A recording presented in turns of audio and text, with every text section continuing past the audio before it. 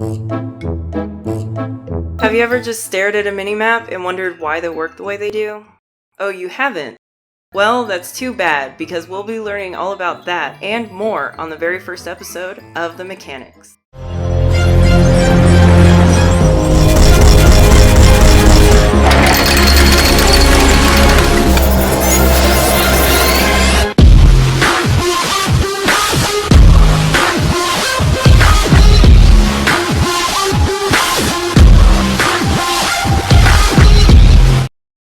Welcome to The Mechanics, the show where we analyze game mechanics so closely that we forget to tell our loved ones that we're still alive. Sorry, Mom! I'm your guide Pardon, and on this episode, we're covering those little informational wonders of the gaming world, minimaps.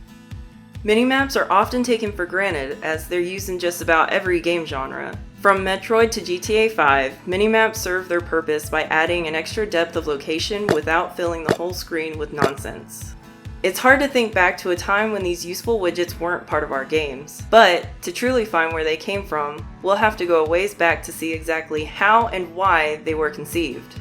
While most of our younger generation may cite something like Halo or Final Fantasy X as revolutionizing minimaps, they've been around since before the Super Nintendo days. To trace back to this mechanic's origins, however, we'll have to bring in another concept for maps in video games: automapping. If you've ever played 2015's Rise of the Tomb Raider or Atlas's Etrian Odyssey, you're probably familiar with automaps. These are essentially maps that are generated as you, the player, uncover key points for both exploration as well as references to places you've already been through. Automapping and minimaps go hand in hand as most minimaps do automap as you play. Take the recent Final Fantasy 15. As you continue on your epic road trip, random locales you pass by are then added to your map for future reference. This makes things a lot easier to remember and may even entice you to pull over. What's interesting though is that an RPG is not even credited for the birth of automaps, but rather Namco's 1980s racing title, Rally X.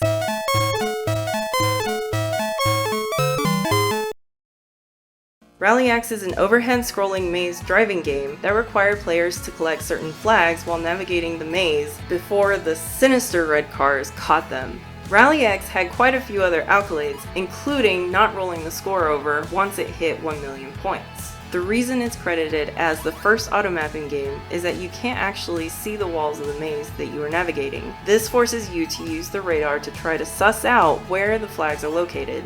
After this game was released, many companies took notice and used them in dungeon crawlers and other titles that could benefit from keeping track of where the players had been.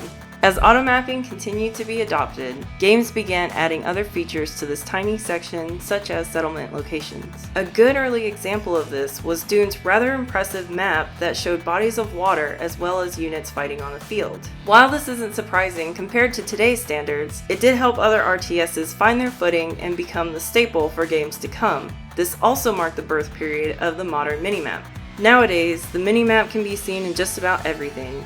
In fact, current games that don't feature them are often called difficult by comparison. This is mostly due to memory becoming more necessary as there is no ability to blindly run to a reference point. Some of the best examples of modern minimaps would have to be Halo's impressive radar that created a system which both aided and hurt the players as they got used to reading it. In Halo, you can tell who was above or below you with just a glance, but since it's a motion tracker as well, other players can stop movement to trick the map and make it less effective. For those of you who may contest that the radar is not a minimap, look at it again. The radar shows your location and the location of others around you, as well as the general distance. Maps also show you the same thing, so radars are minimaps. Minimaps may seem like the messiah for most games. However, there is a small cry from the gaming community on whether or not this UI element is hurting or helping the industry. While there aren't a large number of posts regarding this, there are enough with more than valid points to back up their arguments. The main contention begins in games like Skyrim, GTA, or Assassin's Creed, where you spend more of your time looking at the minimap for icons than the actual beauty of the game. This argument carries the fact that you begin to lose the immersion and fun of the game when the minimap is too necessary. We'll go a step further and say that games that have the minimap as the central focus lose the feel of organic gameplay. Organic gameplay can be defined in many ways, but for the mechanics, we're going to define it as discovering things at your own pace within a game.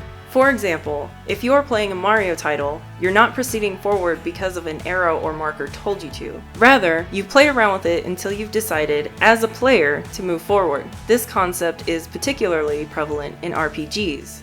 If we go back to our example of Final Fantasy XV, imagine if none of the markers were on the minimap. Imagine if every time you go into a town, you'd have to guess who the cook was or who the person in need was. Instead of worrying about how many quests you have in the town, you are now free to talk with every NPC rather than just the ones with a giant question mark over their heads. Organic gameplay is really what developers want to give you. It's a feeling when you discover something new and want to brag to your friends about it. It's why the Dark Souls series remains, although fairly difficult, so beloved.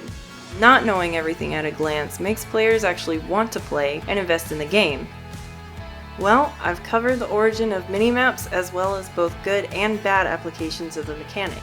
So the only thing left to do is to tell you one of my favorites, and, perhaps unsurprisingly, it's still Halo. While the minimap in Halo is a radar, the amount of information they're able to display in such a small area is exactly what this whole UI mechanic is about.